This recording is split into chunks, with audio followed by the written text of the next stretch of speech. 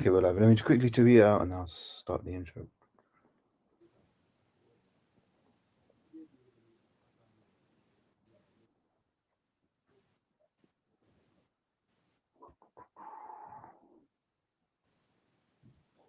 What's going on with O'Hara's fight? Do you know? It was meant to be announced, wasn't it? It's for next week, but like he keeps the way he's talking. I think like he's probably hearing something that it might not be on against Barroso. It was Like meant to be in the States. they haven't said anything yet, but the way he's talked, like the way he's been tweeting on his account, it seems like he's unsure if Barroso's going to show up against him. So That's interesting. I think he should win that fight. 100% easily. Well, not easily, but we'd like to think he would. He should, because Barroso's on the like he's not like what's his name Rowley. He should be able to get rid of a guy like Bro's Barroso. like 40, innit? Yeah. So I feel like O'Hara would win that fight, and then obviously Rowley next for him. So, or unless Golden Boy say Bonnet will move Rowley out of the equation and get Ryan Garcia fighting for a world title. So, but to see, but that's gonna be a decent card next week to watch. So I didn't realize it was next week. it's on the Ryan Garcia undercard. Okay. So he's Oh, yeah, fighting makes sense. Duarte, and he's like his comeback fight at 140. So we'll see Yeah. if Trainer of the Year Derek James hasn't got it. All right, You see, let's start. Teofimo saying he declined Ryan. Yeah, because he was saying about money, but that's the thing. The guy doesn't have his own sort of worth or self worth. Like Yeah. he doesn't have to worth himself. Like he needs a manager. Yeah. He values himself too much, and that's why he's struggling with his career now. All right, let's begin. Hello and welcome to another episode of Ringside Fracas. I'm your host Naeem, and today I'm joined by Chris and Safo. Chris, how you bro? I'm good, man. Caught all the fights yesterday. I was up late, so yeah, a lot Yeah, to talk about. old age is getting to me, man. I can still do it where I can like bang out at like 6 a.m.s and then Yeah, go I was out late, so I managed to get back and catch the rest of the fights. yeah, no, it was a good night. I think it was their last pay-per-view, so it was a good night of fights to stay up for. It was worth it. And Safa, how are you, bro? I'm good, man. I feel like this is like the first time I've been on since what fight was it? Sue What fight was it? Sue Harrison. Yeah. In March. Yeah. That was a good fight. Yeah. But everything's good, man. Like, caught all the fights last night and whatnot. So yeah. Yeah. Speaking, so we're gonna get straight into the fights because there's a lot to talk about this week. Because there's a lot that's been going on in the last month, and we want to cover all of it. And we're gonna cover some of it today, and next week we're gonna cover the other half that we want to go through, which is basically the Fury Usyk. And the other part of this podcast, we're going to discuss also the Day of Reckoning card. But let's get into what happened last night. So David Benavidez takes on Demetrius Andrade to defend his WBC interim. I don't really care, interim belt. Just wish wash. No one really cares about that. But the fight was quite good. Everyone knew going into it that Demetrius Andrade should be on paper a tricky opponent to deal with. Like we said in the preview, this is Andrade's sort of first big opponent, big pay-per-view, to see if he is actually who who people think he is, or he's been hyped to be his whole career. So since the amateurs. And for David Benavidez, this is a guy that he wanted to take out because Benavidez wants to be the boogeyman, so he doesn't want to let anyone else have that status. So he wanted to take out Andre to prove I can fight everyone that people don't want to fight, and I can knock him out. And what a fight it was! I mean, Benavidez really showed his class in that fight. It kind of went how I thought it would when we did the prediction, when we did the previews. But I was really impressed with David Benavidez, how quickly he came out of the gates. But I'll come to you, Chris, first. What did you think about that performance? Really, really good fight. First and foremost, both guys are up for it. You could tell both guys really wanted to win.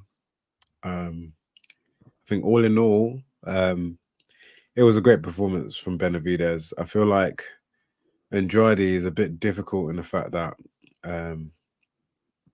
he's always looked pretty good for the most part throughout his career. So it's it's difficult to prepare for an opponent where most of the time they look very, very good, and you don't have enough recent knowledge on where they are at the moment, if they've gotten better, if they've gotten worse. His inactivity obviously can be a bit confusing going in, and then also there's a lot of pressure because everyone expects Benavidez to win. They expected him to win that fight. They knew it'd be tough, but he was the favorite, and for good reason. But all in all, yeah, it just outboxed him. He looked really, really. It looked like he was growing in size. Pause as the as the fight was going on. He just looked like at points in the fight they just looked like they're on two different weight classes. But I think, yeah, he's a really intelligent boxer. He hits very, very, very hard. Like he rocked Andrade so many times. Forget the knockdown. He had him on skates a couple times during that fight, and it's tough, man, because he quit.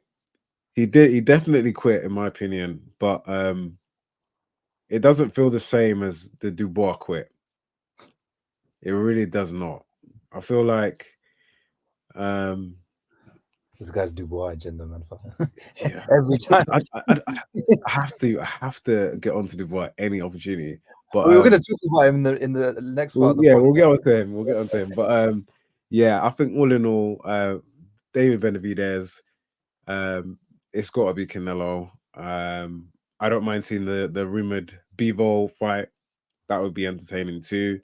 I think they stack up quite well in terms of their physicality. I think it'll be a really, really good fight, and I think that would be the toughest fight for him. I think it'll be a tougher fight than Canelo. And all in all, if I'm being very, very honest with you, man, I feel like he does beat Canelo. Based on what I've seen, I feel like he can beat Canelo. But obviously, it's a matter of time before we see what happens. Yeah, just to quickly add, the toughest fight I feel for him right now is the fight he didn't mention. He mentioned Bivol, but he didn't mention the other guy. Oh, yeah. He's never gonna touch that guy. I think he knows. Yeah, it's because you got a guy like his style where you come forward, you know you have to take punches. You're gonna rely on your chin sometimes when you're getting hit. Benavidez is the guy you don't want to rely your chin against because he's gonna break it. It doesn't matter how good you are. But yeah, you're right. Those two fights are quite good. Safa, how do you find Benavidez' performance? I thought it was really good, to be fair. I was a bit surprised that Andrade sort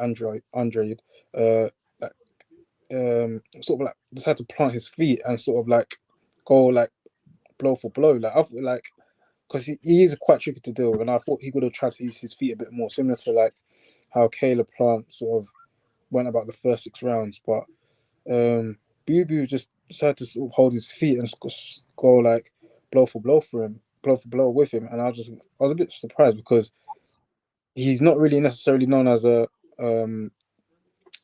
like a really sort of power puncher. Like the people he's taken out, he's expected to take out. But so he's also had fights where like he's expected to take people out and he hasn't taken people out. So I was really surprised that he decided to take that to approach the fight in that manner. But all in all, Benavidez is just different class, man. And like Chris said, like at times it looked like there was like 2 different weights. Andrade, like when I was watching him, even though he came in at 190, well, he still looked like he was sort of like a middleweight, like in comparison to like Benavidez. He looked like he was like light heavy. Like he could easily like fought a light heavyweight on that night. So all in all, it was a class performance. Yeah, I was really impressed, and like you said, when Andrade started to hold his feet a bit and was trying to plant his shots, I thought, okay, fair enough, you're going to the body. I like that, especially when you got pressure fighters. The one big thing you want to do is land hard, clean body shots, because you want to slow them down from coming forward. And if you land something heavy, they're going to think twice about coming forward. The thing about him, Andrade, he was like, let's go machine for machine. He didn't have it in him. He doesn't have the facilities, and Nah, also he as didn't well, have it. he kept like initiating the clinch with the bigger man. It was like you're gonna tire yourself out. Like Yeah, the more he kept trying to initiate the clinch and smother the work, you can see like Benavidez was just like, all right, cool, like down the back end of the fight. Well, not only down the back end of the fight, but you carry on doing this, and I'm just gonna end up breaking you down. And it definitely felt like the whole clinching thing and him holding his feet took so much out of him. Yeah, that's the thing though as well about clinching. I feel like people don't rate Benavidez's infighting as much as they should. They think he's the bigger man, so his infighting isn't as good. But his infighting is really good. He knows how to frame, use his elbows and his forearms to create space and then get his hooks off. And that's why he makes it such a hard night for anyone. And that's why there was no space where Andre could find where he could live and breathe after the first 2 or 3 rounds. I thought in the first like 2.5, 3 rounds, Andre had a decent start. I thought he looked sharp. Yeah, he looked sharp. But eventually he couldn't maintain that pace and he just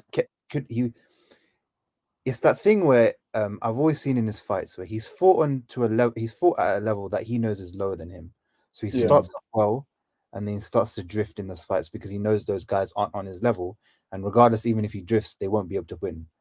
This time he's fought a guy that's on his level, maybe not technically, but in all other aspects, physically, his power, his fighting, on even beyond his level, and he just didn't know what to do. He just got into that habit of having that early start, then drifting, and then not being able to know where to go and what to do. And one thing I liked from Benavidez was every time Andrade was in front of him, sometimes he'd be bending over, pause, but like trying to do a high guard and stay in front of him. And every time he was trying to angle out, he was hitting him with a hook to the body. He was making sure even if you're coming in, going out, exiting, you're getting paid with something's getting paid off. Like you're getting hit with something. Yeah. And he kept attacking that body again and again, and he was battering him. Like that guy's eyes started swelling up. If Andre didn't quit, and that's the thing we need to. I'm going to get onto as well, the quitting part, because there's a discourse on Twitter about this. If Andre didn't quit, he would have got battered like Plant, because Plant hung in there, but we all saw Plant's face after the fight. Like he got battered. Yeah. Same thing after Andrade, and he would have got stopped. But a good thing that I saw from Benavidez was the round 4, the way he dropped Andrade wasn't through like accumulation of punches. It was from one punch. Yeah. You saw in slow-mo his eyes His went face, back. Yeah. And that's good to show your power, because Andrade's been hit by power punches, but I don't think he's ever been dropped in his career. No. So to do that with one punch is not an accumulation. That shows he's got. Has he been dropped? Has he been dropped once? I can check. Has he? He might have been. He's had he's been dropped. I feel like he got dropped once. Yeah, maybe. Let me check. Yeah, I'll double check. Wait, you go on. Yeah. So, doing what he did is just impressive. Like that performance, and also what they're trying to do with Benavidez is set him up as like a pay-per-view star, and especially when you're going against Canelo, you need the performances to back it up. Yeah. So like, this is perfect for him. I feel. Can you guys still hear me? Yeah. Yeah. Can't see you though. Yeah. No, my flipping laptop's frozen again, so I'm probably gonna have to leave. But yeah, I'll just finish my thing and then let you guys carry on. But one thing I wanted to ask, okay, so if obviously we want to see Canelo Benavidez, we're all agreed on that. The whole boxing community is agreed on that. We want to even see it after he beat Plant. If that doesn't happen next, is it a duck? And what do you think? So I'm going to ask you, Chris, first. Is it a duck? While I try to sort on my computer. Right now, I feel it's the fight that people have been clamoring on to see. I don't know. I couldn't call it a duck unless I saw who he was trying to fight instead, and that goes for both guys. For example, if I saw that he was trying to fight Bivol, or either one of them was trying to fight Bivol, then I wouldn't call it a duck per se, especially for Benavidez. But it has to happen next. I can't see many other viable options for opponents that they need. In all honest truth, I think it's got to be they got to fight each other next, and the caliber of fighter you have to fight to avoid fighting each other has got to be very high. And I can't see any other fight really making the money that that fight would. Can you imagine that fight on like May 5th? Yeah, exactly. Yeah, Cinco de Mayo. Yeah. It's cash money, man. You like, I don't see any other way around it. So, in all honest truth, it's got to be that fight next. I agree. Like, to be fair, it all depends on Canelo, really, innit? Because he pretty much decides who he wants to fight and whatnot. But just echoing on what you're saying, I don't think there's much or there's anyone else out there other than maybe like David Morrell, but like Canelo Morrell doesn't really make sense, like financially, not Benavidez and Morrell.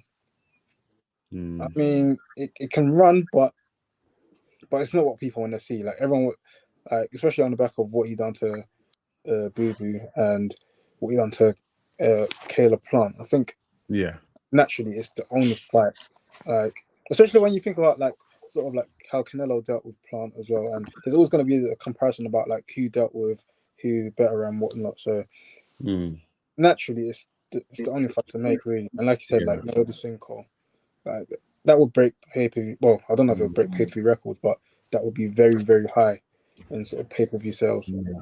And I also feel like when it comes to these dare to be great fights, a lot of them do kind of feel a bit suspicious, because it's like, if you're gonna lose, then just say you lost. There's not this the weight was too much for me, or the size difference was too much, I couldn't compete at this weight, it was too low, I felt drained. None of that. I really don't want to hear none of that. It's you fight, and then that's it. The advantage that we have with this David Benavidez fight, Benavidez versus Canelo, is that both guys are fighting at a weight that they're comfortable at. Yeah. You know what I mean? They have a lot of experience at that weight, and in all fairness, like they're both, especially Benavidez. Benavidez is quite big for the weight. Canelo is comfortable at the weight. He might be a bit blown up in comparison to his younger years, but he's definitely comfortable at the weight. You know, he's a champ at the weight, so there's no getting around it. So there's no size excuses, there's no weight excuses. It's literally fighting for who's the best at the moment in time. It's the fight that's going to bring about the most money. I can't see Bivol and Benavidez really generating anywhere near Canelo money. Canelo Bivol 2, it's not generating Benavidez money. So it has to really and truly be the next fight. I can't think of a single reason why it wouldn't be. The whole excuse that Canelo's using about like, oh, he's a Mexican and all that, but allow that, man. He's American anyway, and his birth is American. Like, if you have to go by his nationality, he's American. But that's the big fight. I don't get what the reason behind Canelo not fighting him, unless he genuinely thinks of him as a threat that he doesn't want to face at this stage of his career, because he also does feel like the rest of everyone else that he's not at his best anymore, and that he's in these years where, even though he's not at his best, he can still beat most guys, but the top level guys, he probably won't be able to beat them again. It may be that, it may not be that. So I don't know, but that has to happen next. Like, I'm hearing apparently there's quite rumors going on that he wants to fight Mongolia, so that's horrid. It's a waste of time. Horrid. I think as well, stylistically, Canelo Benavidez would be such a great fight for the neutral as well. Like literally, it's literally machine for machine, gunshot for gunshot. Like, it's literally like, so like whoever it is, Golden Boy, Matchroom, whoever is in charge of all these things, they need to make it happen, because there's no other way, there's no other place to go. There's literally that's the thing. He's on PBC in it, so it should be able to happen. Like this fight, there's no obstacles to making this fight in terms of network or promotion or anything like that. Okay, fine, network, because now PBC are in that issue where they don't have a network anymore. So where would you put this fight? It's fair enough, but DAZN? That's like DAZN promotion. Sorry? Oh no, I was gonna say in terms of like TV and whatnot, it's probably got to be on DAZN, no? No, because they're on PBC in it. PBC don't have a network after this year. Okay. Showtime finished with doing, and I don't think Showtime are doing pay-per-views anymore. So, so they have to look for a new network. But in terms of making the fight, it's easy. And if they do it anywhere, a network like DAZN will pay the money to host it on their network. Yeah. So, You think Eddie's missing out on that? Not a chance, mate. He's seeing dollar signs right to the bank. He's definitely rubbing his hands if that situation arises. I can imagine now Canelo will probably be like, get the Saudis involved, then we'll do the fight. Because Mm. that's what when we go into Saudis, but that's what one thing I can see a lot of these big fighters doing now is they're like, well, let me just wait for the Saudis to overpay for a fight and then I'll fight. So Yeah, sure. could happen. But that's got to be next for Benavidez. And if not, Bivol, or if not, David Morrell, because he's fighting next month. David Morrell's a good opponent, I feel like. He hasn't got the experience, but he's a very good, technically sound opponent. And I think they were looking at that fight for November, and then they switched their focus towards Andrade because they knew the Andrade fight would be a bit bigger than the Morrell fight. But man, Benavidez, like this year, he really showed out, man. The way he beat up both Plan and Andrade. And I compared him to Tim Tszyu. I was like, at the start of the year, both of them were kind of looking to get that undisputed title shot. And when it didn't come about, they didn't just wait and say, oh, I will just wait for the shot. They just fought the other contenders in their division to prove that they're the best person there. Yeah. And both of them have shown that in their respective divisions, the super middleweight and the light middleweight divisions, they are the number two, if not number one. Some people argue Tim Tszyu is better than Charlo. Some people argue that Benavidez is better than Canelo now because of the work that they've done this year. They probably won't get Fight of the Year, but they're like big nominations for that category because they've really put it on this year. So big credit to both of those guys. Oh, and Andrade got dropped by Martirosyan. Yeah, and Alantes Fox, I think, as well. Oh, Yeah. wow. Oh, yeah. Yeah. So he's been dropped, but still, Yeah. for Benavidez to do that is a good thing to show, especially. Yeah, definitely. It's not like he gets dropped regularly. Yeah. But for Andrade, I feel like it's peak, but at the same time, I don't feel sorry for him because he was put in the who needs you club. But at the same time, there were fights that he turned down himself. That if he took, would have opened up bigger opportunities. Like he should have fought Charlo when the opportunity came at 154. He should have fought Janibek when the fight was there. I feel like, okay, the guy's a booty man. He's not that big, but beat him and fights would have opened up for you at middleweight. Look at Janibek now. The guy's got 2 belts, more than you've ever done in terms of unifying a division. Yeah. And then, you know, when he was meant to fight Zach Parker. Oh, yeah. Didn't Zach Parker get injured?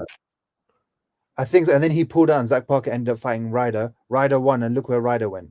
Oh, yeah. Or Canelo. Like, if you took the fights that were available to you at the time and didn't try to put yourself above it, you could have got a better opportunity at a younger stage of your career. So, overvalued his worth. Yeah, very much so. And believed in the hype because remember, this guy was getting hype from amateurs. Like, I remember Sean Porter in his podcast was talking about him. Like, when they used to go to the tournaments, Boo Boo was the guy everyone used to talk about because he was just beating everyone up. Like, there's so many clips you can find of his amateur days where he beats up guys like Keith Thurman, Sean Porter, everyone. Like, he absolutely smokes them in the amateurs because I think that carried over to his pro career where he just believed his own hype and his career turned out the way it did. What do you want to see? Who do you want to see him fight next? You could choose for Andrade. Who, Boo Boo? Yeah. I'm not going to call him that, but I only call him that because I don't know if it's Andrade or Andrade. Like, I just say either. It doesn't matter. Innit? I usually say Andrade. Fair enough. Who would I like to see him fight?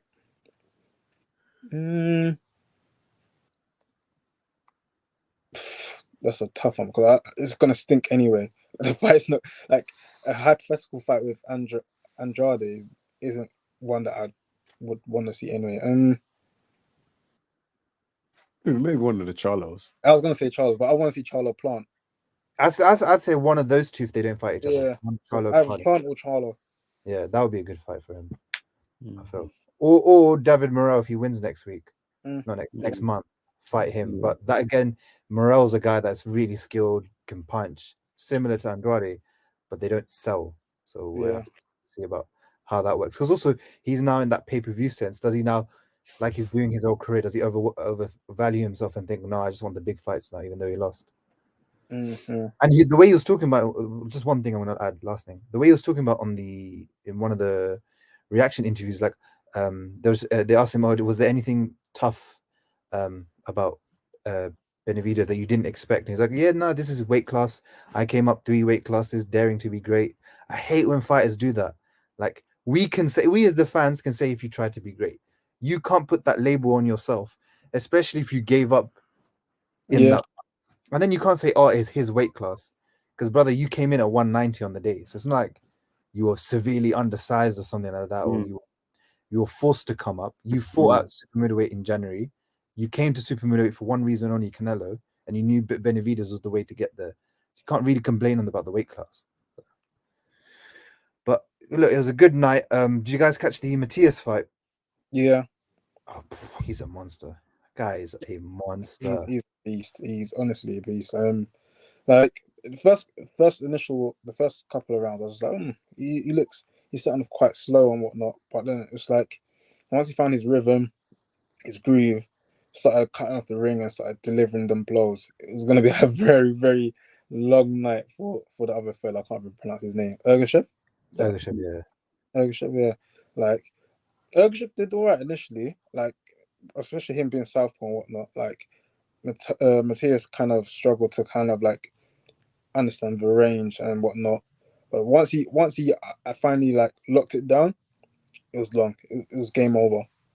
It was eerily similar to the Benavidez Andrade fight. We had a power punching pressure fighter against a southpaw guy who's going to try to establish his power but also try to keep the range. And then within 2 rounds, it just goes away from them, and you just see they just get battered, and they both quit because they were just getting battered.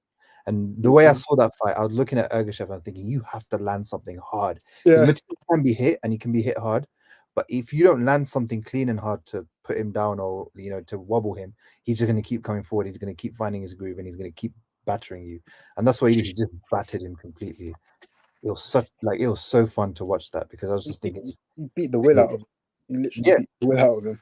The guy just left, like he was just sitting in the corner, and he just said, nah. And DPA, that's his 5th corner stoppage in a row. That is People crazy. don't want it. Where would you rate him in the 140 division? Tough names in there. That is a competitive division, you know. Are we still having Josh Taylor in the 140 division? But would you? Okay, I'm saying, like, does he fit in your top 3? Would he be in your top 3, and where? I think he's better than Prograis. I think he's better than Prograis. Better than Tio? I think Teal's skills are better, but I think Matthias's power will always give him the edge over anyone at that division. Don't get me wrong, Teal's got power. Yeah. But not the power that Matthias carries. Like he's got the power to beat the will out of you, like we just saw. I think Teal's got power that can drop you, but it's not like power that can make you hesitant in coming forward, unless you're a smaller man like Lomachenko. I think Lomachenko was kind of hesitant because of the power, because he's a smaller man. But Matthias, his power is scary, bro. Like he said, 5 corner stoppages. That's scary. So I'd have all his wins are knockouts. I'm gonna exclude Devon because we don't know how he gets on. What it's about. So I'm gonna have Matthias 1, Tio 2, and I'll go Prograis 3. Yeah, I was gonna say, if you said Rolly, we could end. No.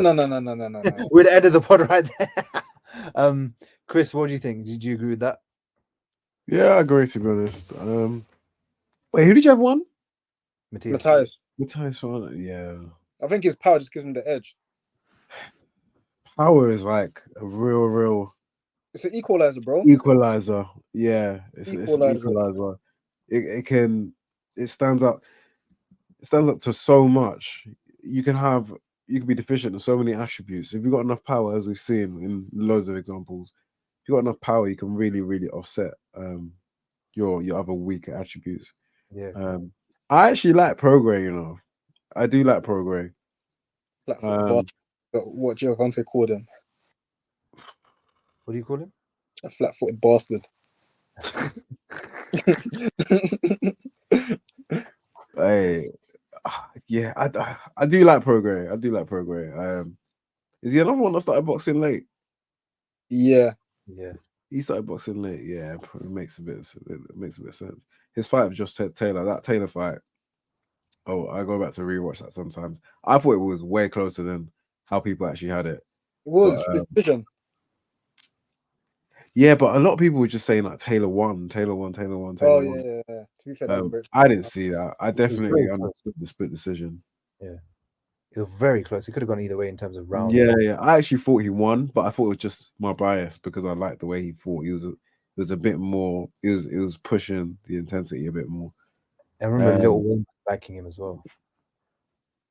What was that, sorry? Lil Wayne had he had the Lil Wayne cosign. Lil Wayne was like proper backing Prograde when he was. Oh yeah.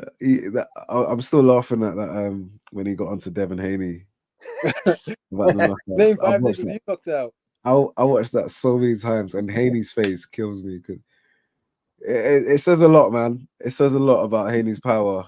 It does. Name he asked him to name one person he's not that, and he froze. He actually froze. And he laughed like, that's the sort of laugh that you do, yeah, when you're trying to find like buy yourself more time to lie, like. Yeah. And like you could tell at the end he got. He got at the end. He got me.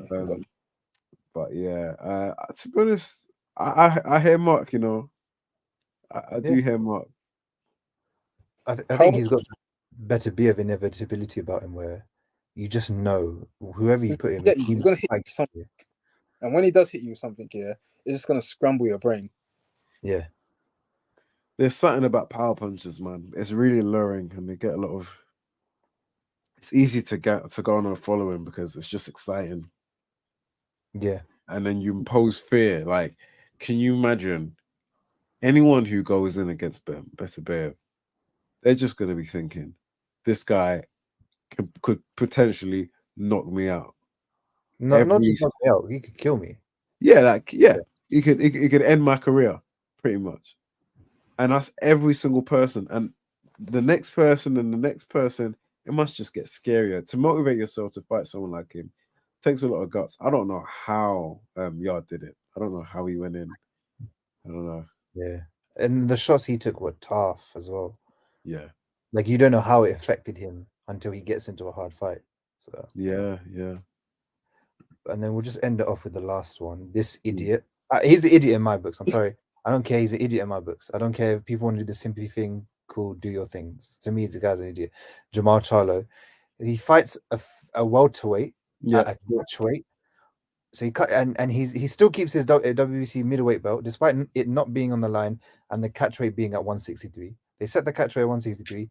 He doesn't make it, even though the catch weight's for him. It's not for Benavidez. Benavidez can make 147 at some point in his career. Like he can make 160, but the catch weight was for Jamal Charlo to help him make weight, and he still missed it by 3 pounds. Comes into the second attempt, and somehow he added on weight. How do you do that? How do you come to this? I really don't know how you do that. He must have been enjoying bare water. That's the only thing I can think of. Like, just drinking so much water. Why would you drink any water after missing weight? But that's a Charlo thing to do. Like, yeah, it is. I don't know, man. He's just he's like, even listening to him, he's just in his own place. Like after his fight, the post fight, he was just sort of like in his own. Like he wasn't too respondent. Like everything was just like one word. Like so he's being asked, what do you want to do next? What does the fans want to see? Was that a good? How do you grade yourself? I don't grade myself. Like he was just very non-response. I don't know, man. He's just in his own world. Like I don't know, man. I feel like everyone's out to get them, and then they behave like that. Of course, everyone's going to be out to get you because you're not likable. They're not likable guys. Both of them are they just come across as like entitled boneheads, bad sports, man. Yeah. They just come across as bitter, jealous, and whatnot. Like I've never really been a fan of their personalities. I feel they like had a good. Go on. I was gonna say, let me try and articulate this in a way that doesn't seem too bad. But I think after Miles' episode, I feel like he's sort of kind of been humbled in a way. Like he's sort of as brash and as loud as he was like previously. Mm. A lot of time he's talking about sort of like God and like people around him and whatnot. But I guess we'll see like how long like it remains. I still want to see the plant fight. Oh yeah, Yeah. 100%, 100%. That build up would be insane. Bro, he has to get that lick back. How are you getting slapped in public and you don't know nothing about it? And it's all like all the videos are everywhere. Like It was really strange he didn't do nothing. That's what I'm saying. He's in his own world. Like He actually didn't even try. Like he didn't to do anything. He didn't even sort of no, he didn't even flinch like or anything. Or do you know what I mean? He wasn't sort of he didn't even go to like survival mode. He just kind of like accepted it. And even like after the fight last night, yeah, he said something cheeky like, "Oh, Plant was lucky I didn't come down there and smash the ass." And it's like nothing stopped you from doing that. Like you could have, if you really wanted to, you could have done it. Like, well, I don't know, man. But his performance was pretty decent. Like, like, especially like being away for like 2 years as well, and battling the stuff that he's battled. Like he looked decent. Like obviously the ring rust and whatnot. So he defensively he was a bit rusty, like sort of like lack of head movement and whatnot. But his punch selection was good. His ability to counter was really good. So he's kind of sharp with the counters and whatnot. I was just a bit surprised. I was just a bit disappointed that he didn't really like take out Benavidez. Yeah. Yeah, I think it's not a performance to be happy about, in my opinion.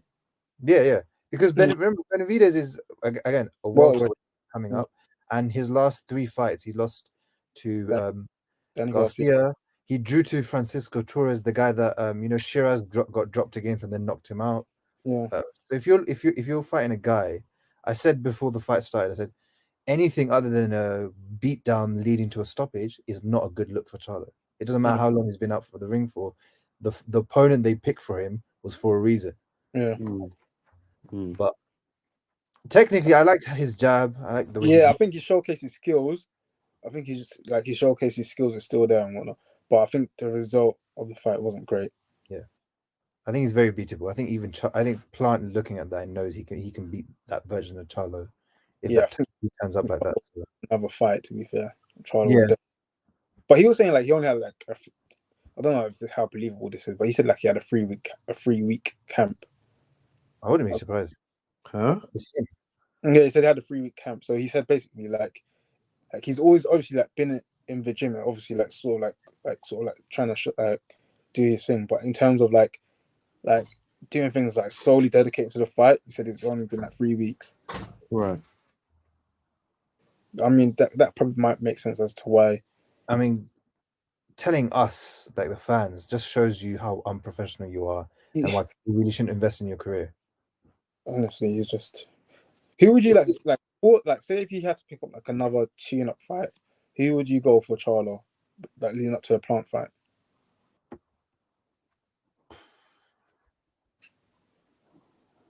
Who's Kata guy? I was gonna say, can Gabe Rosado make 168? Oh, that's worse than a tune-up, man. Gabe Rosado needs to retire time ago, bro. What do you want? He's want him to die for no reason, man. He's a shocking guy now, man. Yeah. Kata guy is a former champion, but I don't think he's like at his best anymore, and he's there for the taking. So I feel like that if he needed a tune-up, but who cares about tune-up, man? Just put him into the Plant fight, like bundle this tune-up. Build-up will be amazing. Yeah, to get him the money he needs, and then he can quit after. That's it. Like we don't need to see him get built up because let's be real, he's not gonna. I don't want to write him off, but he just doesn't look good. I don't feel like he's gonna get back to anywhere near his best. Yeah, and plus he's like had like 34 fights in. Like, do you know what I mean? He's basically had a somewhat of a career. It's not as if like he's sort of like starting his career or no. He's very much established. He can sail away into the sunset and call it a day, and no one bat an eyelid. Yeah. Danny Garcia's looking at him. Why didn't just get that fight, make that fight as well? Well, Garcia Charlo. Yeah, make Garcia come up. He'll get money because Garcia knows he won't get money anywhere else. Then just do that fight. We're gonna do a rap contest. We're gonna do a rap battle. I don't know what's gonna be worse, the rap battle or their boxing, but yeah, we'll have to see in it. All right, let's move on to something a bit more positive in Charlo. I hate talking about that guy. So obviously in the last, I think was it 2 weeks ago now, Saudis announced that they're in boxing fully, and they announced probably one of the biggest cards we've seen in terms of names on a card. Called it the Day of Reckoning card on the December 23rd, headlined by Joshua versus Wallin, and then underneath it Wilder versus Parker, and then we've also got Dubois versus Miller under that, then Mahmudov versus Caballero, Jaya Pataya versus Zorro, Frank Sanchez versus Junior Farr, Dimitri Bivol versus Lyndon Arthur, and then Philip Hergovich versus Frank Demori, which I'm going to get onto that fight in a bit because that's what we'll start with. But yeah, I think that's a great initiative that they've done. The card I'm happy with, but obviously there can be some things that a lot of people have an issue with, which is the obvious issue that you have Joshua and Wilder on the same card, but they're not fighting each other. I mean, I think that's the most obvious issue with that whole card, and that they're in fights that I think are quite competitive that can actually ruin the marinating of the Joshua Wilder fight that they want to do in 2024. Thoughts on the whole card, just when you heard it and you looked at the lineup, what did you guys think? What were your initial thoughts straight away? Safa, I'll come to you first. I liked it. I like the card. I feel like that's probably one of the best cards in terms of like seeing all the top, well, not top class, but sort of seeing like all the boxes that we're familiar with, like on one card. Yeah. The matchmaking isn't great, if we're being totally honest. Like it's pretty straightforward in terms of matchmaking, bar like 2 or 3 fights. But I think when you look at sort of seeing all the names on one night, it's probably like the best card I've ever seen. Like, do you know what I mean? It's not often you see like 3 heavyweight world champions on one card. Yeah. You know, is it 3? Yeah. 3. So you 3, and then maybe a couple mandatories, or do you know what I mean? On Yeah. card, it's crazy. So, and then even when you look further down the card, you got like the Oppenheimer cruiserweight champion, right? Yeah. So you got Oppenheimer cruiserweight champion. Bivol is light heavy champion. Like it's crazy. So I like the card a lot. It's just sort of the matchmaking's a bit suspect, but I think you can pretty much call a winner in about 70% of the fights. Well, let's say 65% of the fights. That number is crazy, but yeah, because I get what you mean. Though most of the fights are like, that they're probably one-sided or they're not as competitive. And you could call the method as well. Like literally, you could call the method of like victory in about like 70% of the fights. There's only about 3 fights where you're just like, it's a toss of a coin. Yeah, just disclaimer for anyone listening: if Safa picks a method, go for the other one because he did the prediction league. He wasn't that great in it. No. We're not going to do that because what you failed to say is that not this year, but last year I was the champion.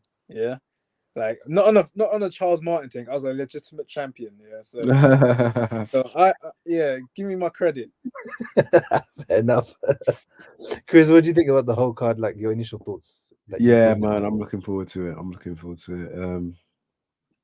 Great card, great price. Yeah, I think it's like 20 quid, isn't it? That's a great. Which is a really good price for what you're getting. Yeah, there is a disparity between some of the fighters. Some fighters are clearly overmatched, but I guess what that leads to is a high percentage chance of knockouts, which the people want to see. Do you know what I mean? Yeah. Sometimes it's not always about seeing the best fights to promote the sport. And I think this is what this card is to do, to promote Saudi's involvement in boxing. But it's to also garner interest through entertainment. So you have a bit of both. You have some very intriguing matchups. You got your Joshua, your Joshua Wallin. You got your Wilder versus Joseph Parker. Then you've got your Dubois versus Jarrell Miller. And then you've got all the other fighters who maybe are just kind of, it's almost like an exhibition. I'd almost put it as an exhibition. I'll be real. You got Who was it was fighting? So you got Bivol versus Arthur. Yeah, You've which got is like Hrgovic no versus contest. Demori. What's Uh, that? Hrgovic versus Demori. Oh yeah, so That's Demori's getting knocked out, but it's yeah, just a we're gonna get into bingo. that one straight away when we start. Sanchez versus It's Duval, yeah, Junior Far obviously not good. not great. Opatai and then Zoro, and then Yeah, Mahmudov versus Zoro. The thing is, Zoro is tough, but he's just overmatched here. yeah, Zoro, yeah, he only won literally the Sky Sports the boxer contender like yeah, this year, didn't he? Or Yeah, this tough fight as well. yeah. year? Levels with this. I think he won by stoppage, didn't he? What the contender thing? Yeah, his last fight. Who's Uh, Opatai? Who was it against? No, Zoro or Opatai. Opatai won. Zoro. Oh, Zoro won. Zoro. He won his last fight by decision. Decision, yeah. He Overtime. stopped Jose Burton. Yeah, Okay. Zoro won his Oh, last. Zoro. Fights. He beat Oh, Burton okay. by knocking him out, but then his last fight was a decision win. Okay. Yeah, he is overmatched, but I feel Severely. like he's tough and rugged enough to at least hang in there for quite some time. To be fair, Opatai done a job on Jordan Thompson, and I Yeah. feel like it's gonna go the same way. Literally, I feel like it's gonna be the second You part know of. what? You're kind of right. Zoro and Jordan Thompson aren't too dissimilar. Let's get into that fight then. Jai Opatai versus Ellis Zoro. You're right. I think in terms of levels, it's similar to Jordan Thompson. It's a British domestic Yeah. level fighter going against Opatai, who everyone knows is their number one. And the way even his skills show it, but his achievements and his amateur background as well. I think Thompson's probably a bigger puncher than Zoro, and I think a lot of people were banking on sort of like Thompson having like a puncher's chance, but Opatai's too good, man. And I think one thing that people forget is that Opatai can punch as well. He can punch. Yeah. I don't see anything other than a Opatai stoppage, like 4 rounds maybe. He's a spiteful guy, man. He punches with real intent, and he likes getting hit. Like that's the thing. That's the thing. He likes being in that. Like some people when they're good boxers, but they don't like that fight environment where the punches are flying away. He loves it. Like you could tell when he was on that press conference, he just wanted to scrap there and then. Like he just wanted to bang away. He's that type of guy. The Maori guys, they just love fighting. That's it. So Zoro probably is going to get thumped up, but that's good for Opatai in terms of your exposure. Because if you thump a guy like Zoro the way he did Jordan Thompson, but now on this big stage, people start to take notice of him, especially how he fights. He fights cold. He's a proper boxer. It's a great card, man. It's a good card. It's one of the best cards. I mean, I'm measuring it by the fact that I want to watch every single fight. Its entertainment value is very good. Yeah. I mean, when was the last time you wanted to watch a card from start to finish? Probably the Misfits ones, but that's because Misfits is like the influencer stuff. So I I want to see the influencers in the same year. I want to see the names rather than the actual matchups themselves. Yeah. So the matchup I'm looking most forward to is this one. Filip Hrgovic. Obviously, he's in line for the IBF belt, and he's probably going to get a shot at the vacant belt once the undisputed fight is done, because they're going to strip whoever wins. So who do they get to keep him busy? Mark Demori. I mean, where did they dredge this guy out of? 2016, David Hayes closet.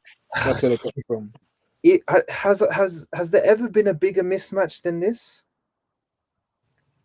Because this is a proper mismatch. Like Mark Demori is on an 11-fight win streak, but if you actually go on BoxRec, you look at who he beat, then you realize why he's 42-2. Like it's because he's not fighting anyone. Cans, really, isn't he? No, actual cans, not even like me taking the piss and calling someone a can for the sake of calling them actual cans. They are actual bums. He shouldn't be here. And the reason they're doing this, I can tell, is because his last fight on the Joshua card, it wasn't going well till he got the knockout in terms of entertainment. And with a guy like him, obviously you're heavyweight, you want to entertain. And when you become if you want him to become a champion, you still need to entertain and sell. So I feel like they want to do a one-sided battering, beat up Mark Demori within an inch of his life, and then people will be entertained. It's probably such a the thing is though, Hrgovic just brought this on himself, because like the last fight, he could have done what we expect him to do in the Demori fight. He's just very he just wasn't interested in sort of like engaging, and I think that's more on Hergovich's part. Like anytime I've watched him, he's literally been so stale. Like I know people talk about his skills and he's an Olympian or whatever it is, but he's just so still. Like he has no entertainment value. So I think that's more on him rather than sort of like where he's been matched. But if he doesn't get this guy out in about 4 rounds, we've got to throw him away. Yeah, I agree. It's a dead fight. I'm glad they're starting the card with that because no one really wants to see Mark Demore get demolished like that. The next fight is Frank Sanchez versus Junior Farr. This is again probably another big one-sided mismatch. Junior Farr coming off a knockout to Lucas Brown. I mean, I didn't think it was possible for Lucas Brown in his like 53-year-old man to knock him out, but Junior Farr made it possible. Frank Sanchez, I mean, since Ajagba hasn't really done anything in his career, and he's still not doing anything with his career.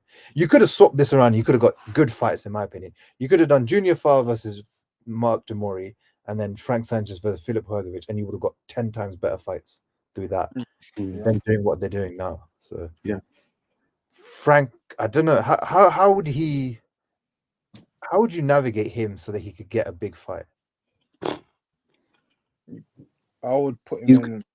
He's got to take the route less traveled, man. He's got to go through maybe someone like. He's got to beat like a Zhang. I was gonna say, yeah. He's got to beat a Zhang. Or maybe Joyce. Take on Joyce. Yeah. Or yeah, if it could be Joyce then Zhang. Yeah. You know what I mean? Because he beat Joyce very, very easily. 100%, yeah. Whereas Zhang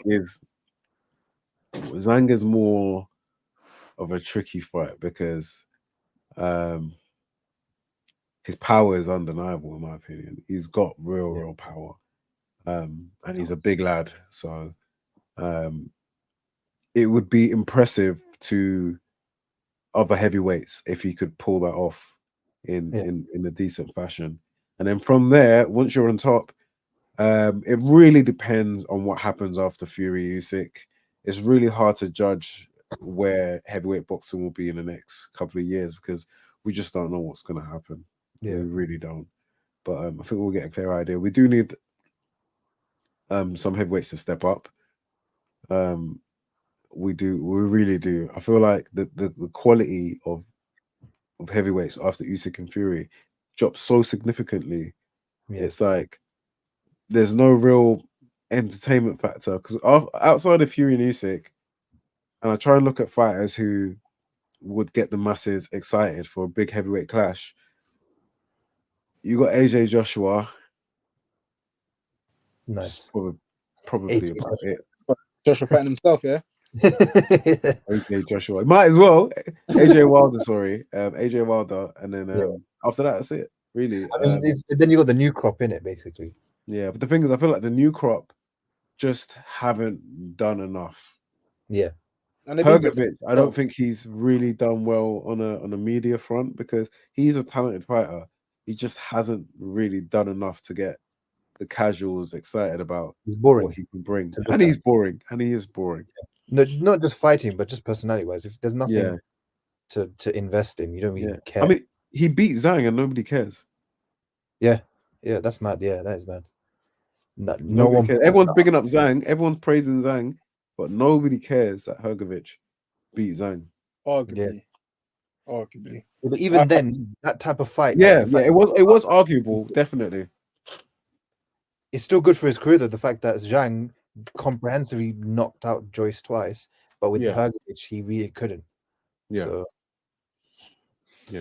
But it was a tough fight. What do you say?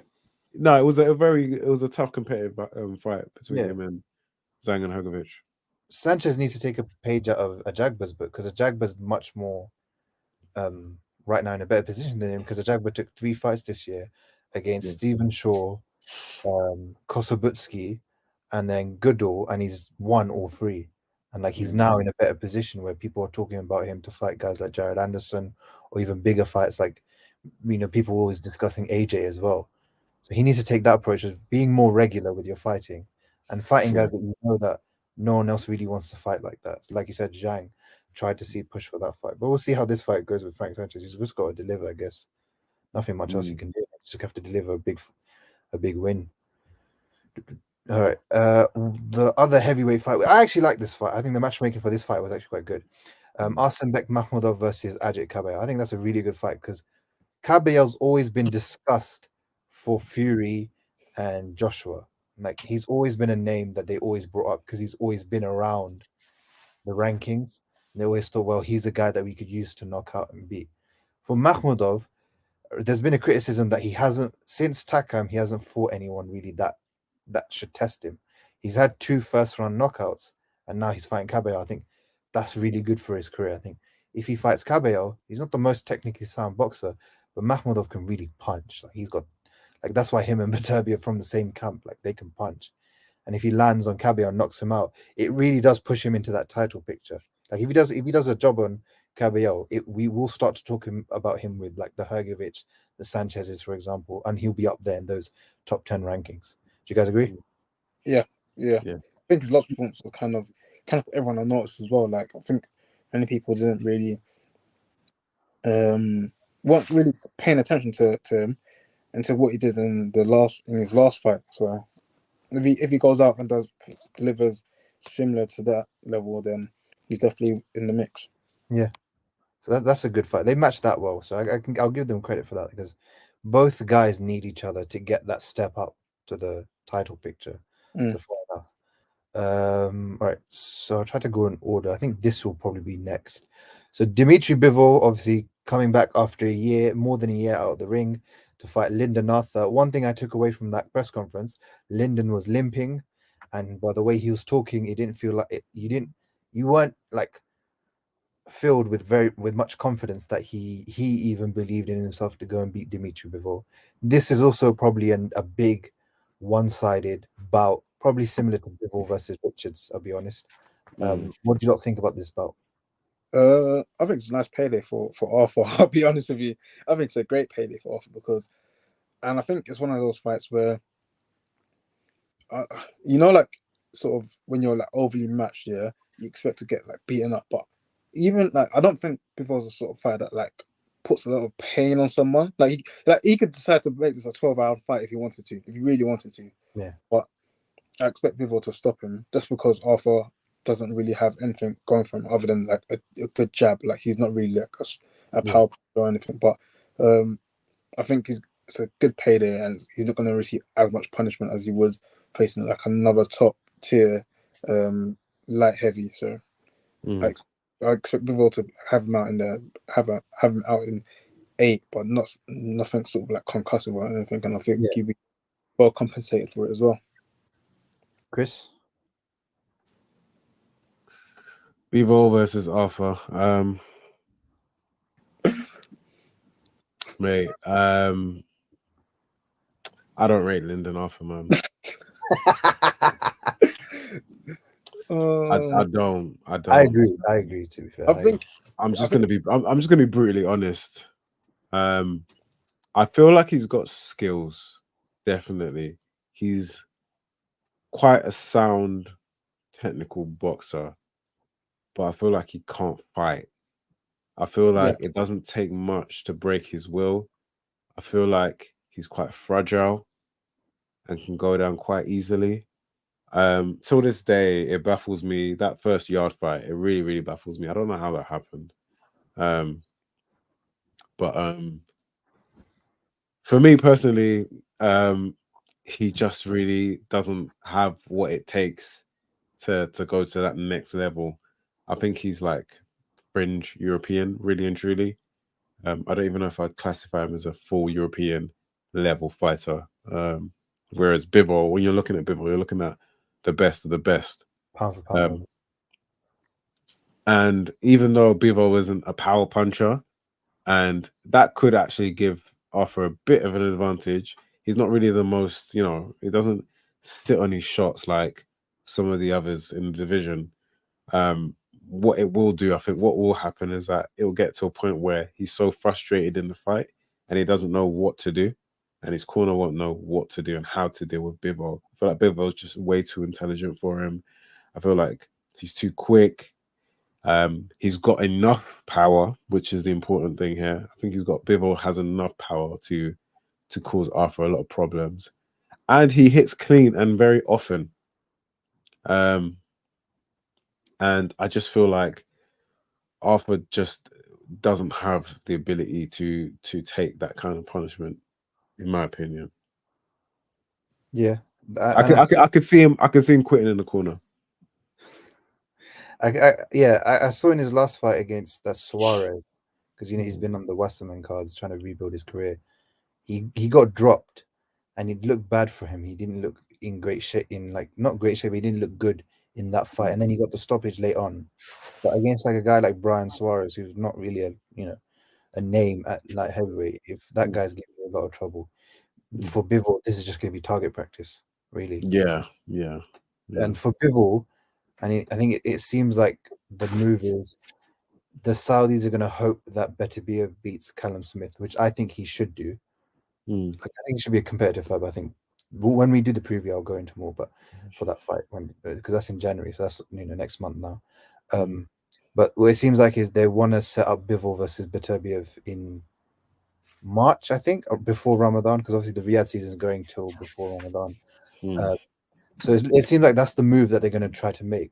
So this is a decent step up for him to like get your rust off, have some target practice, and then we can go into the undisputed fight. I think even if Callum Smith wins, they probably do it with Callum Smith. They'll get Matchroom to make that undisputed fight. But for Bivol, there's a lot on the line, but he won't feel the pressure because I think he knows he can take out a guy like Arthur easily. Like, he's been in there with tougher guys. Like for Arthur, I wanted to see him fight Craig Richards, not Bivol. Yeah. I thought that would have been better to see where each fighter, Craig and Arthur, are in their careers. I think this is he's just going to get battered in this fight. So, but Bivol, I need to especially if you want to go into undisputed fight, you need to batter a guy like Arthur. You need to show that the only guy that I want to show my skills against is Beterbiev. Like everyone else, I'll just blow them away. Pause. But but if Arthur does quit, he's got a friend that might join him. Let's get into it. So Daniel Dubois, he makes triple quit. He makes his return this year, which I'm surprised. I didn't expect him to return to boxing that quickly. So when they announced this fight, I was really surprised. Against Jarrell, big baby. I mean, he's probably got loads of steroids in his baby bottle, Miller. Like this is as rubbish a fight you could get in terms of the ethics of boxing, but in terms of entertainment, this is as entertaining as they're probably going to get because these two are probably going to batter each other. I can't wait for this. The press conference is funny, just seeing Dubois thinking about what color crayons he should be using while it's just he's got nothing in between really abusing him. It's just funny. He's literally got nothing in between his ears, like literally like Miller is there throwing abuse at AJ, talking about how he's going to do this and that to AJ, and he hasn't registered that he's indirectly saying he's going to beat Dubois by and then going to AJ. Like he hasn't really registered anything that's been said until someone's prompted him, and he's just there like, oh yeah, oi. Like yeah. Like he's got nothing in between his ears. Like he's just like, actually, to tell a lie, he's probably got like a hamster on a treadmill, and the treadmill's just it's not working, and the hamster's just tired. Like he's literally just such a bozo. But going into that fight here, I think it's going to go one of two ways, where he's either going to punch the shit out of Jarrell Miller, or John Miller is just going to absorb everything like Margin Boo, and then sort of like break his will towards the second half of the fight. Like I can only see it going one of two ways. Yeah. Chris, your favorite fighter, Daniel Dubois. What's your thoughts on this fight? We're gonna have to call him quadruple quit after this fight. Ooh. 4Q, no swear words. But yeah, man, it's a good fight. If I'm being real, it's a very, very good fight, and I just hope we get more pressers between now and the fight, because it's just so entertaining to see Jarrell Miller use all his wit and all his bars, and it's just going straight over Daniel Dubois' head. There was times in the press conference where I don't think Daniel Dubois understood that he was fighting Miller and Miller was talking to him. I really didn't understand. Like, he just sat there. Sometimes he just sat there and then he'd look, and then like you said, someone would prompt him to react. Like speak up for yourself. But stylistically, it's an interesting matchup. Joe Miller, as we know, is a humongous guy. Pause. And he's also got a really high punch output for someone his size, obviously because of what he's taking. But I feel like Dubois doesn't like getting hit. He just does not like getting hit. He's not the kind of guy who I can see going for a battle of attrition. I feel like in the battle of attrition, he loses. He doesn't really want to engage where he feels he's going to be back quite clean. And I feel like it's part of the reason why I am leaning a little bit towards Jarrell Miller. The only reason I wouldn't just outright say Miller's going to win is because I don't know where he is at this point in time in terms of his fitness, in terms of how much he's regressed since he's banned. He hasn't really fought the right caliber of opponents to prepare him for Dubois. So it was Bracamonte, and then this year was Lucas Brown. Yeah, those, come on. And Lucas Brown, obviously, like when I think about 5 rounds, 6 rounds, yeah. 6 rounds, yeah. And Lucas Brown has some success as well. Like Lucas Brown, he shouldn't have success. Yeah, Lucas Brown is in condition as well, so yeah, and so and that's the main thing. I feel like if Dubois has anything about him, he should win that fight. Maybe not knock him out, but at least a UD. But if Miller really does turn up and he kind of rolls back the years to his steroid years, then I feel like it could be a long night. If the same Dubois that turned up in his last couple of fights turns up again, it's not looking great. It's not looking great. Yeah, I feel like for Dubois, a lot of questions are going to be answered in this fight. Like, you've got a fighter who's not as skilled as Joyce and Usyk, where he's got a lot of technical ability to back himself on Miller, but he's really good. If he does, like you said, come through and turn the gears, he will turn the gears on Dubois. And Miller said he wants to test if he's got the B word inside him. So if he's so he wants to test how much there is out of Dubois. And Dubois, like I said, there's a lot of questions now that he has to answer. Are you a quitter? Are you not? And this is the perfect fight to answer that, because there should be attrition for both fighters to come through to try to win. 100%. And the winner, I don't think Miller would back down. Yeah, that's the thing. Yeah, he won't. He looks like he's gonna go for it. That's the thing I expected with AJ when they first went to fight. Was I thought he was gonna go at AJ, but eventually he's gonna blow his gas load. Well, clearly he wasn't, apparently, because of all the drugs he was taking. But AJ was then gonna be able to break him down. I think the same thing here. He's gonna go at Dubois until either Dubois breaks or he breaks himself. So it's gonna be a good fight. It's gonna be a very entertaining fight from start to finish. I feel like Miller is the type of guy, as soon as the bell goes, he's gonna go straight at him. Yeah, that'll be fun. You're not process for Miller.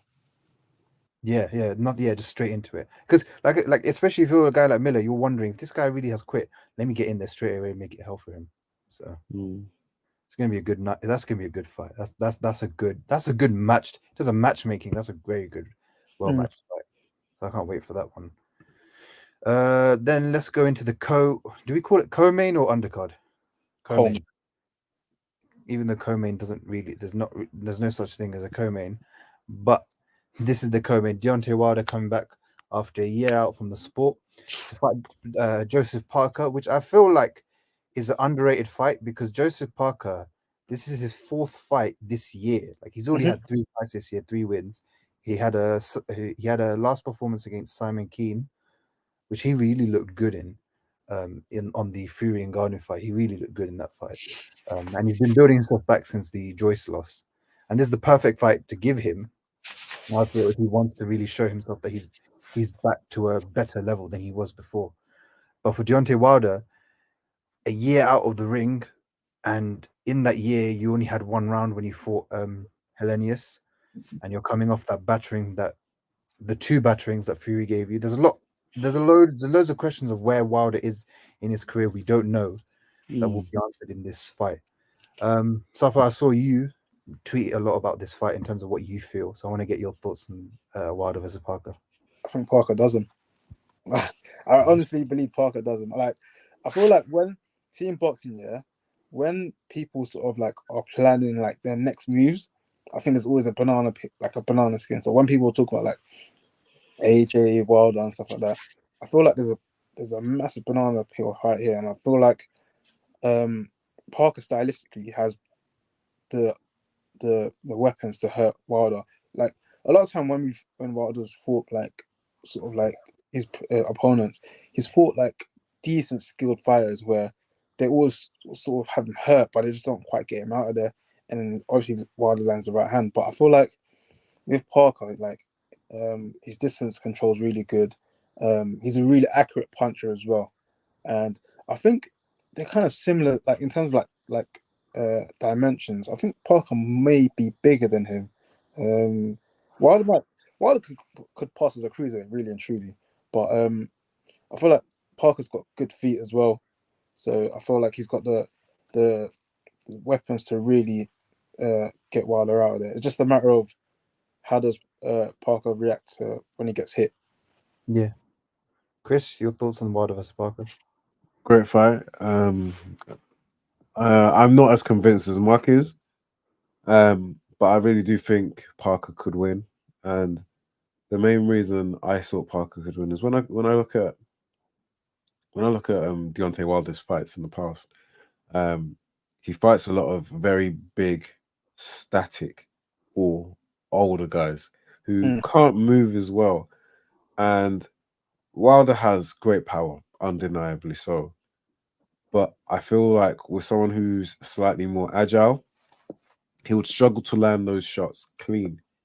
And I think that's the main difference. I feel like he's able to land a lot of clean shots against a lot of the bigger guys. They don't anticipate things as quickly, and they don't move as well. Parker probably moves better than I almost want to say anyone that Wilder's ever beaten. I can't think of anyone who, to be honest, it's his best opponent. It'd be his best win if he was to win. But it's tough, and I know we can't take too much stock in sparring, but even seeing Wilder sparring David Haye in the past and seeing the success he had in the sparring, if he can kind of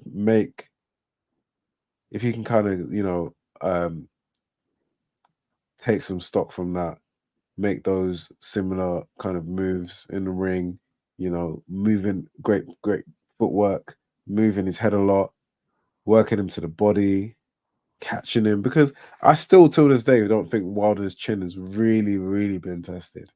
I don't think it's as ironclad as people like to make out it's been. I don't think he's really been every single fight. The thing is with him, he's just got good survival instincts. Like when he gets hurt, he knows how to sort of like survive. He's got heart.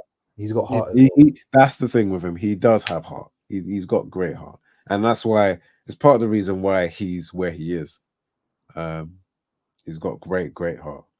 But if Parker does kind of roll back the years, if he really locks in, dials in, he really could win. However, he may not want to win because his daddy Fury might lose some vindication he's had. They might not look at his win against Wilder as favorably, and those two, this is dad. Fury, so You can't overstep the mark on what your dad's done. You can't overstep his achievements. So there is that in the back of my mind. But great fight regardless. Yeah, I'm kind of in the middle. I don't know what to expect from both fighters. Like again, with Wilder, it's the inactivity. You haven't fought anyone since Fury that's really tested you, so we don't know where you are with your career. And also, I think he's like 37 now, isn't he, or something like that? Let me Yeah. just check. So he's not a spring chicken. He's 38, so he's no spring chicken, and his resistance could be gone. Not gone, but it could be worse. Joseph Parker, he's had a good year because he started the year off really bad. He fought Jack Massey, who is a cruiserweight on the Boxer card. Which, by the way, what the hell happened to that Boxer? Remember, he signed to Boxer at the start of the year, and then he hasn't had a fight on Boxer since. So What? it's very weird. Parker? Yeah, he signed with Boxer, and then Oh. that's how the Joe Joyce fight got made, because Parker, Joyce, Boxer, and Thing came together. Oh. And then he fought Jack Massey, who's a cruiserweight who moved up to heavyweight, and that was a decision win that he had to. It was tough, and he had to battle it out to win. So that looked bad. But then he fought again in I think it was May in Melbourne against Opalu. Opalu's no one. Like, he's just them ones in Australia. If you're a good Australian heavyweight, he will be there. You knock him out, and then you get promoted to the international level. So he got that first round knockout. Then he fought Simon Keane on the Fury Ngannou, and Simon Keane's a bit better, but not a great opponent still. And he stopped Simon Keane in the third round, and he looked really good in that fight. So he's been active, so he's been getting better, and we've been seeing a string of results from him and performances where he's been getting better, even though the opponents aren't that great. But we can't deny what happened in the Joe Joyce fight, where he really got battered. Like, he really got battered in that fight. And if Wilder does land a big shot on him, does he still have the resistance as well to take that shot? Because he did have a chin on him at some point. Parker could take a shot, but I feel like it could be really compromised. That's why I look at this fight. I don't know what to expect. I genuinely don't know. Like, I think when the week comes, then I'll make a decision. But really, I don't know what to expect. We could see Parker get a decision and really hurt Wilder, and put on a good performance over 12 rounds. We can see Wilder just detonate that right hand, and Parker just can't take it, and Parker just getting battered. But genuinely, there's so many factors, and because we haven't seen Wilder, and because with Parker we've seen him, I'm edging towards. I'm not really saying Parker would win, but I think you can't help but think that he has a better chance than most people are giving him. And he's got more money in him as well. Yeah, you think he's going to win as well. So, like, I'm on the edge, on the fence. I think this is a genuine 50-50. I think this is a fight. Any fighter could probably win it. So that's why it's a well-matched card. But obviously, the big issue is if Wilder loses, we probably lose the Joshua fight. And then for the other fight as well, but vice versa. So these fights are really the AJ Wilder fight is really at risk if these fights lose, because the Saudis aren't going to want to put up 100 million wherever it is if the guys lose. So, but it's a good fight. Can't wait for it. Unless they both lose. But even then, they're not going to put that much money for it. Like, even if they both lose, we'll still want to watch it. But the Saudis are like, you lost. Why do we need to host this then? So, and then coming to the main event, AJ versus Wallin. I mean, I'm more confident on picking AJ in this fight, and the reason I say is because Wallin's a southpaw, and obviously southpaw, we've seen AJ have difficulties with. But look at the southpaw that he had a difficulty with. It was Usyk. Wallin's not the same like Usyk. He's not as crafty. He's not as quick. He's not as skilled, but he's still got some craftiness about him. He can hold himself in the ring well, but I feel like this is good for AJ, because the one thing I said last year was I wanted to see him fight 3 times a year, and we're seeing that this year. He fought Franklin, he's fought Helenius, and now he's fighting Wallin. And what we're seeing from him is, in the Franklin fight, he won it comprehensively. I think it was a wide decision. Even if you scored it properly, you didn't do it by judges, but you scored it yourself. You gave most of the rounds to AJ. The issue was, we were thinking if he's the destroyer, he has to knock out a guy like Franklin. But the fact that he was able to win that many rounds, it was it's a decent comeback. There was this bit of you wanted a bit more from it. Then we saw Helenius. he was winning that fight, but he was getting a bit touched up in that fight. Like his Yeah. nose was bleeding, but to be fair, his nose bleeds quite a lot. But he was taking shots that he shouldn't have been taking from a guy like Hellenius. But then he got that big knockout that he set up, and he set up well in the fight. He was going down to the body, then right hand over the top. So I'm more confident in seeing AJ now because I've seen him twice this year. Not the best opponents, but still decent opponents that are giving him tests. Hellenius is still an okay opponent. He's not the best opponent. You're not going to rank him as one of AJ's top 5 wins, but as a stay busy fight, because obviously they wanted Dylan White and it didn't work out. It was a decent enough opponent, and then also Franklin is an okay opponent to see where AJ is. Wallin is going to be the proper test to actually see if he's that top 3 level fighter, because I believe Wallin's a top 10. You could argue where in the top 10. I'd say around the top 10 area. That's where Otto Wallin is. And I saw his last fight with Gassiev because that's how much of a nerd I am. I'll stay out for those. I didn't stay out for those fights. I'll get the VPNs and all that. He did well, but he didn't do a lot, if that makes sense. I felt Gassiev didn't close off the ring properly. He looked the shorter man, the smaller man in that ring. He was very slow. He's always had issues with inactivity and injuries, and he looked it in the ring. There was no sharpness to his punches. There was nothing really threatening from him in that fight. And Wallin boxed well, had him hurt with a punch or two in I remember the 5th round or something like that, and was just taking the rounds from him. I don't think he can do the same with Anthony Joshua. I think Joshua is really going to let his hands go. I mean, we expect that in every fight, but I think in this fight we're really going to see him because also you've got Wallin, who's kind of the same height as him and size, so he's not got someone that's really tricky and moving around a lot. He's going to try to move, and that's on AJ to try to cut off the ring. And I think he's getting better at it. I think we're going to see more of it in this fight, and especially the fact that he linked up with Ben Davison. Now the whole trainer thing, I'm not the biggest expert in terms of what trainer works well for AJ or what not. What I'm expecting from his link up with Ben Davison is what he likes to do with established fighters is get them fighting long and then getting their power punches off when they're fighting long. So guys like, Lee Wood, the way he transformed him was to get him fighting, going forward, but being able to keep it long and then keeping your opponent at the end of your punches so you can fully extend your power into it. So you see what he did with Lee Wood. He made Lee Wood into this big puncher. He's been winning fights like that. I think we could expect that from AJ, where he's going to come forward, keep it at his distance, his range, and set his power shots going. And I think if he does have a bit of more confidence in himself, he'll be able to stop Otto Wallin. But if he does have that doubt in the back of his mind, he's going to find he'll lose a couple rounds there, and the fight will be much more competitive than he expected. But what do you guys think of that fight? I'm going to come to you first, Chris. Good fight. Very competitive fight.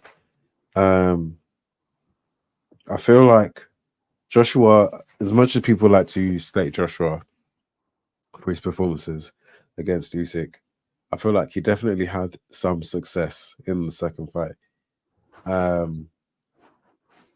Obviously, Wallin isn't going to be anywhere near as crafty as Usyk is. He's not the fighter technically that Usyk is. He doesn't have the speed, the footwork. He's probably got more power, but those weren't the things that were giving AJ issues when it came to that matchup. I feel AJ does win, but it's tough to say with AJ because you don't really know what you're gonna get. His styles, he's changing coaches quite frequently, which is a little bit worrying. We just don't know what to expect, so it's very hard to predict what AJ you'll get in there. For the most part, I feel like AJ, regardless of who's training him, should beat Wallin. I don't necessarily think he'd get a knockout, but he should beat him. Wallin is tough. He's game.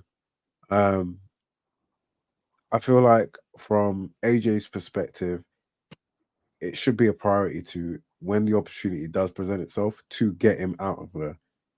It does a lot for the whole Fury versus AJ profile matchup. If AJ can knock out a guy that Fury really did struggle with. But it's a good fight. It's a good fight. So for you? I am in two minds as to whether it's a unanimous decision or stoppage. And I just think this fight all depends on the mind frame that Joshua's in.